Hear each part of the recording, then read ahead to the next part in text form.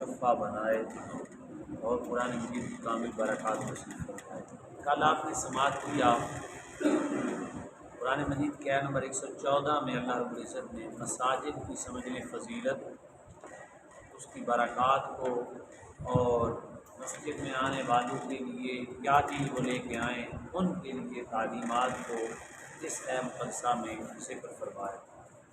اللہ رب العزت نے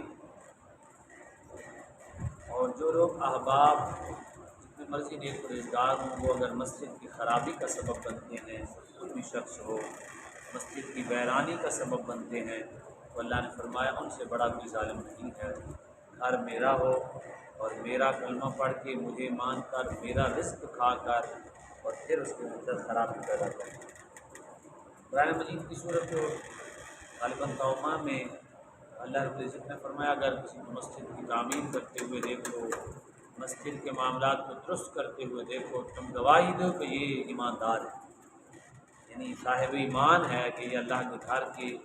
معاملات میں، اللہ کے گھر کے مسائل میں مدد کر رہا ہے اور اپنے مال کو، اپنے وقت کو، اپنی فکر کو، اپنی سوچ کو خرچ کر رہا ہے۔ اللہ کے حضور دعا اللہ تعالی ہم سب کو مسجدیں آباد رکھنے اور کرنے کی توفیق عطا فرمائے۔ اس آیت میں اللہ رب العزت نے فرمایا ومن اظلم، کون فرمایا اس سے بڑھ کر کون ظالم ہے، ممن اصل میں ہے من من سے ہے من منے جو، پہلے من کا معنی کون ہے، کون ظالم ہے اس سے جو منع کرتا ہے مساجد اللہ کے گھر سے، ان یذکرا ذکر کیا جائے، ان کا معنی یہ کہ اور یذکر ذکر کیا جائے، یذکر میں نے آپ کو بتایا تھا یذکر کا معنی ذکر کروانا ہے، ذکر یذکر کا معنی ذکر کرنا ہے اور مجہول ہے کیونکہ پیش آ گیا ہے تو معنی ہو جائے گا یہ کہ ذکر کیا جائے فیہا اللہ تبارک و تعالیٰ کے گھروں میں، اسمہ اس کا نام، اسمہ اس کا نام، اسم کا آپ کا نام، اسمی میرا نام، عربی میں پوچھتے ہیں مسمو کا ماما نے کیا، اسمو کا آپ کا نام کیا ہے، تو آگے سے جواب دیتے ہیں اسمی محمد سجاد، اسمی محمد عبداللہ وغیرہ۔ وسعی فی خرابیہا، اور کوشش کرتا ہے، یہ ہم نہیں کہتے سعی کرنا صفا اور درمیان دوڑنا، کوشش کرنا، اپنی تقودو کو، اپنی دوڑ کو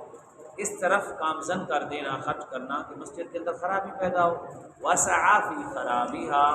اور کوشش کرتا ہے مسجد کے اندر خرابی پیدا کرنے کی، تو اللہ نے فرمایا اس سے بڑا تو کوئی ظالم نہیں ہے۔ الحمدللہ اللہ کا شکر ہے ہم سب مسجد کے آباد کرنے کے لیے کوشاں ہیں، الحمدللہ ہمارے منتظمین، معاونین،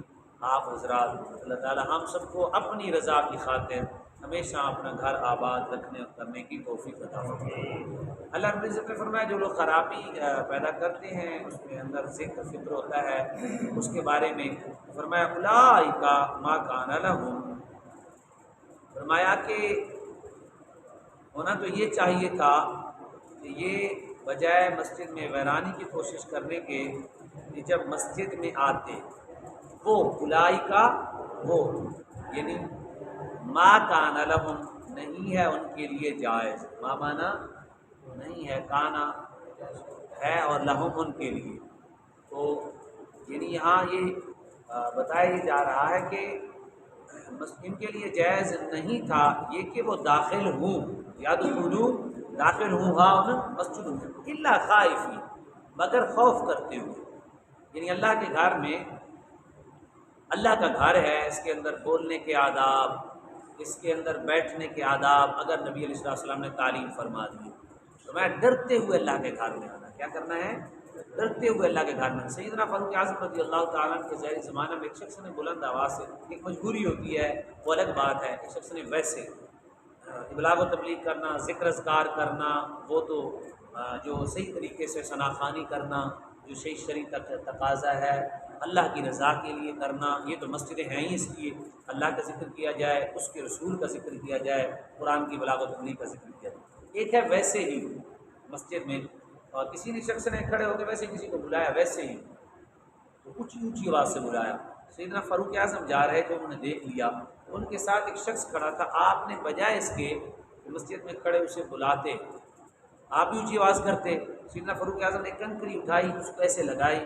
اس کو لگی جو اس کے ساتھ کھڑا تھا, اس کو اشارہ کیا کہ اس کو میری طرف بھیجو, جو اونچی آواز سے بول رہا تھا. وہ جب اس کو کنکری لگی, اس نے ایسے کر کے دیکھا تو سیدنا فاروق اعظم نے فرمایا, جب وہ اس کی طرف گیا تو آپ نے فرمایا, وہ تو جانتا تھا سیدنا فاروق اعظم کو, جب قریب آئے سیدنا فاروق اعظم کے تو آپ نے فرمایا کہاں سے آئے ہو؟ اس نے کوئی بستی بتائی. آپ نے فرمایا اگر مدینے کے تم ہوتے تو آج تجھے میں کوڑے مارتا. تمہیں نہیں پتہ یہ مسجد ہے اور ساتھ رسول اللہ کا روزہ ہے, مسجد میں بھی اونچی آواز نہیں کرتے اور رسول اللہ کے روزے کے سامنے بھی اونچی آواز نہیں کرتے, اور تم نے اتنی بلند آواز کی ہے, تمہیں پتہ نہیں تھا, ورنہ میں تمہیں بتاتا, آج سن لو, اللہ کے گھر میں بغیر کسی وجہ کے بلند آواز نہیں کرتے. یہ سیدنا فاروق اعظم مسجد کے اندر دنیاوی باتیں کرنا, خود مثال دینا یا دنیا کو بہتر کرنے کے لیے کوئی حدیث بیان کرنا یا آپس میں دین کے ماتحت ڈسکس کرنا, وہ تو دین ہو گیا. ایک خالصتاً صرف دنیا کی گفتگو کرنا بغیر کسی وجہ کے, مطلب یہاں یہ دنیا کی بات نہیں ہو سکتی کہ آپ نے ایک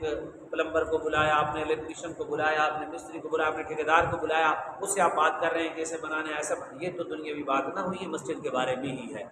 ٹھیک ہے, صرف خالصتاً کوئی اس کے متعلق نہیں ہے, اس کے ساتھ دین کا بھی کوئی تعلق نہیں ہے, خالصتاً دنیا کی بات کرنا. نبی اسلام کی حدیث ہے, ایسے نیکیاں کو مسجد میں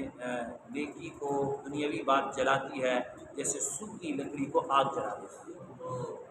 یعنی مسجد میں دنیاوی بات کرنا بندے کو گریز کرنا چاہیے. تجارت بھی مسجد میں تجارت کی بات بھی نہیں کرنی چاہیے. ہاں کوئی اعتکاف میں بیٹھا ہوا ہے, اس شخص کے لیے جائز ہو جاتا ہے اگر اس کے کاروبار کے لیے کوئی اور شخص نہیں ہے. تو مسجد کے آداب ہیں یہ, جس کو ہم نے ملوث خاطر رکھنا ہے, اور اس کی بڑی برکات ہے. مسجد کے اندر اگر آپ اعتکاف کی نیت کر لیں, جس کو کہتے ہیں نویت سنت اعتکاف, تو اس وقت اللہ کی شان ہے, سانس کے بدلے بھی اللہ ثواب عطا فرماتا ہے, کیونکہ اس شخص نے یہ نیت کر رہی ہوتی ہے. اعتکاف کا معنی ہوتا ہے اللہ کے حضور دھرنا دے دینا, یعنی میں کچھ دیر کے لیے رب کو راضی کرنے کے لیے آیا ہوں, انتظار میں بیٹھا ہوں, نماز پڑھ رہا ہوں, ذکر کر رہا ہوں, میں اپنے رب کے ساتھ اب ماہ گفتگو رہوں گا, جو چاہوں گا, جو بولوں گا, جو کچھ کروں گا اپنے رب کے ساتھ ہوں, ابلاغ و تبلیغ کا سلسلہ جاری رکھوں گا. اس لیے مساجد بیت اللہ کی کیا ہیں جی؟ بیٹیاں. بیت اللہ کی کیا ہیں جی؟ بیٹیاں. خوش بخت بلند وقت. میں آپ کو ایک عرض کروں, ایک تو ہوتا ہے نا اس طرح مسجد بنانا, وہ مسجد زرار ہے. نبی علیہ السلام کے زمانے میں ایک مسجد بنی مدینہ میں, کریم آقا مولا صلی اللہ علیہ وسلم تبوک پہ جا رہے تھے, انہوں نے کہا حضور تھے بابے نے سارے بزرگ نے اور آج جا نہیں سکتے, کہ مہربانی فرما مسجد ایسی بنائی تو افتتاح کر دو. حضور نے فرمایا میں تبوک سے واپس آ کے پھر افتتاح کروں گا نا. جب واپس آئے تو قرآن کی پوری آیت اتر آئی کہ یہ مسجد نہیں ہے, یہ تو مسجد زرار ہے, مومنوں کو نقصان ہوگا اس سے. حالانکہ وہ مسجد بنا چکے تھے. حضور نے صحابہ کو حکم دیا, وہ نمازیں پڑھ رہے تھے, صحابہ نے جا کے چھت کو آگ لگا دی اور وہ اندر سے دوڑ گئے. لوگ منافقین تھے نا, اللہ کا حکم آ گیا. ایسی مسجد بنانا جس مسجد کا مقصود تو یہ آ کہ میں نے مسلک پہ تنقید کرنی ہے, میرے مسلک کی یہاں مسجد نہیں ہے لہٰذا میری مسجد یہاں ضروری ہے, یہ بہت کثرت سے ہوتا ہے. ایک دوسرے پہ کیس بھی کرتے ہیں, میری مسلک کی مسجد نہیں ہے مطلب تو وہاں مسجد بنانی ہے, یہ ضرور میرا مسلک نہیں ہے, تو وہاں خرابی پیدا ہوتی ہے اور وہ اس سبب سے بنائی جاتی ہے, نہ کہ مسجد کی بنیاد تقوی کی بنیاد پر رکھی ہوتی ہے. مسجد کی بنیاد تقوی کی بنیاد پر ہوتی ہے, یعنی یہاں آپ کو ضرورت تھی تو آپ نے وسیع کی, آپ کو اس سے بھی زیادہ ضرورت ہے, اللہ تعالیٰ اس کو زیادہ برکات عطا فرمائے. ضرورت تھی آپ نے وسعت دی, یہ تو ثواب ہے. لوگوں کو سہولت ہوئی, لوگوں نے نمازیں پڑھی, جو شخص اس میں ملا, جس سے میں نے کل عرض کیا تھا کہ کسی نے 1 روپیہ بھی دیا اس کو بھی ثواب ملے گا, کہ اتنے لوگ آ کے جمعہ پڑھیں گے, اتنے لوگ آ کے قرآن کی تلاوت کریں گے, اتنے لوگ آ کے درس سنیں گے, ان کو ثواب ملے گا. یہ نور ہے, یاد رکھیں, نور کم نہیں ہوتا, نور بانٹنے سے کم نہیں ہوتا. اب زمین سے پانی نکالے تو کم ہو جائے گا, نہیں نکلتا جتنی مرضی پی جائیں, تو نور کم نہیں ہوتا. سورج کی روشنی نکلتی ہے تو کیا شام تک جاتے جاتے ختم ہو جاتی ہے؟ نہیں ختم ہوتی, اسی طرح ہوتی ہے, وہ نیچے سے گزرتی ہے, سارا دن وہ نور ہے, ختم نہیں ہوتا. نور کم نہیں ہوتا, نیکیاں نور ہے, نظر تو نہیں آتی نا ثواب ایک نور ہے, اور ایسا نور ہے جو بھی اس میں شریک ہو جائے گا, جتنا بڑے کو مل رہا ہے چھوٹے کو بھی اتنا ملنا شروع ہو جائے گا. یہ اللہ کی شان ہے. تو اللہ کی گھر مساجد کی بنیاد تقوی کی بنیاد پر ہونی چاہیے. تقوی کی بنیاد پر ہوگا تو پھر ثواب ملے گا, تقوی کی بنیاد پر نہیں ہوگا. کوئی شخص مسجد ساتھ بناتا ہے اس مسجد کو ویران کرنے کے لیے, اس مسجد میں نماز ہی جائز نہیں ہے, وہ ویران کرنے کا سبب بنتا ہے, یا مطلب کہیں ایسے بھی ہوتا ہے تھوڑا سا آپس میں ایک مسجد میں دو مسلک کے لوگ نماز پڑھتے ہیں، تھوڑا سا لڑائی ہوئی تو انہیں کیسے اپنی مسجد بنانی ہے، اس کا مطلب ہے رب کا گھر نہیں بنانا، اپنی مسجد بنانی ہے۔ اور یہ مشہور ہے، یہ مشہور ہے ہمارے ہاں کہ ہم نے اپنی مسجد بنانی ہے۔ انشاءاللہ ہم جب بنائیں گے اللہ کا گھر بنائیں گے، اب بھی اللہ کا گھر بنائے زندگی میں، پھر بھی اللہ نے توفیق دی تو کس کا گھر بنائیں گے؟ اللہ کا گھر بنائیں گے، اپنی مسجد نہیں، اللہ کا گھر انشاءاللہ تعالی۔ اور یہ میں آپ کو بات بتاؤں، ہمارے ساتھ ہزاروں لوگ ملتے ہیں، ملاقات کرتے ہیں، ہم سے پوچھتے ہیں بتائیں ہم نیکی کیا کریں۔ کئی دوست ہیں مالدار بھی ہیں اور کوئی دنیا سے بھی چلے گئے، ایسے ایسے دوست میں جانتا ہوں، انہوں نے مشورہ لیا۔ اللہ کی شان ہے، مسجد بنانا ہر بندے کو اللہ توفیق نہیں دیتا، یہ بڑی رب کی شان ہے۔ خربوں پتی لوگ ہیں، زمینیں پڑی ہوئی ہیں، ان کو آپ مسجد کی بات کریں گے تو مسجد تھوڑی ہے نا کہ پھٹ گئی ہے نا مسجد، یعنی وہ اس طرح۔ تو اللہ جس کو توفیق دے دیتا ہے، آپ بھی اگر نمازی باہر نکل آئیں، ہر جگہ پہ اچھے عالم کی ضرورت ہے اس زمانے میں، اور مسجد کو آباد کرنے کے لیے صحیح مبلغ کی ضرورت ہے، اچھے لوگوں کی ضرورت ہے۔ فتنوں کا زمانہ ہے نا، ہر جگہ پہ تقریر من مانی کی جاتی ہے، محفل پہ جائیں موضوع پہلے لکھا ہوتا ہے، موضوع پہلے لکھا ہوتا ہے، لوگ کان میں بتا دیتے ہیں کہ ماں کی شان بیان کرنی ہے جی۔ جس طرح سے کل ہمارے قاری صاحب بھی کہہ رہے تھے، کیا وہ شعر کیسے ہے جی؟ قاری صاحب نے سنایا تھا جی، قاری صاحب کیسے شعر ہے؟ ہاں، حلیمہ میں نال رکھ لے، ابھی ربیع الاول آ جائے گا تو وہ کہتے کریں گی میں باڑا وہاں صاف کریں گی میں بکریاں دا واڑا، حلیمہ میں نال رکھ لے، یعنی یہ تو تصور ہے، تصدیق تو ہے نہیں۔ ہماری ماں جی چلے گئے سیدہ حلیمہ رضی اللہ تعالیٰ، اور لیکن یہ نعتیں پڑھیں گے، پھر پیسے لینے کے لیے ماں پیچھو سردی رہے گی کہ 10 روپے کی گولیاں بھی نہیں لے کے دیں گے، تو حلیمہ جب واڑا صاف کرنے واسطے نعتیں پڑھ رہے ہیں۔ باپ بیمار ہوگا اس کی دوائی لینے نہیں جائیں گے، لیکن کیا کریں گے؟ نعت پڑھ رہے ہوں گے کہ حضرت عبداللہ رضی اللہ تعالیٰ پہ جان نشاور کر دیں، وہ ہمارے آقا کے والدین ہیں، ان کی عظمتوں سے ہمارے والدین کی عظمتیں ہیں۔ لیکن جو حضور نے فرمایا وہ تو کرو، پہلے اپنے ماں باپ کی تو قدر کرو، اپنے ماں باپ کی قدر کرو، ماں جی خود خوش ہو جائیں گی، ماں سیدہ حلیمہ رضی اللہ تعالیٰ، حضرت سیدہ اماں آمنہ خود بخود خوش ہو جائیں گے۔ لیکن ہمارے یہاں کیونکہ رسم ہے، اس طرح کی اور بھی نئے بڑی نعتیں ملیں گی، مدینے کی طرف رخ کر لوں، میں روتا ہوں، میں پیٹتا ہوں، مجھے روٹی اچھی نہیں لگتی، اور یہ سارے جھوٹ ہوتے ہیں۔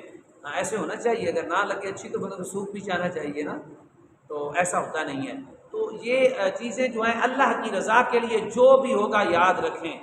مسجد ہو، مدرسہ ہو، مولوی ہو، مفتی ہو، پیر ہو،